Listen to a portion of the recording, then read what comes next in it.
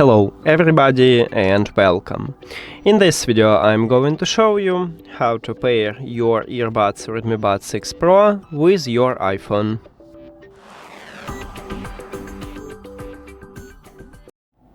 You have to start by open settings. After that go to the Bluetooth, and now you need to open the charging case. If your earbuds do not connected with another devices, they should enter to prank mode automatically, but also after factory reset, these earbuds enter to prank mode automatically.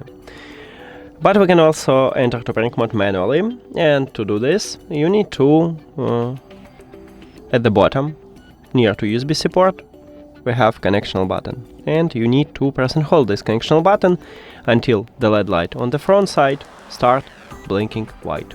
Press and hold, and now we have it. So we should see these headphones at the device list. Right here we have it. Tap on it. And that's it. Thank you for watching this video. If you found it helpful, please consider subscribing to channel and leave the like on the video. See you later.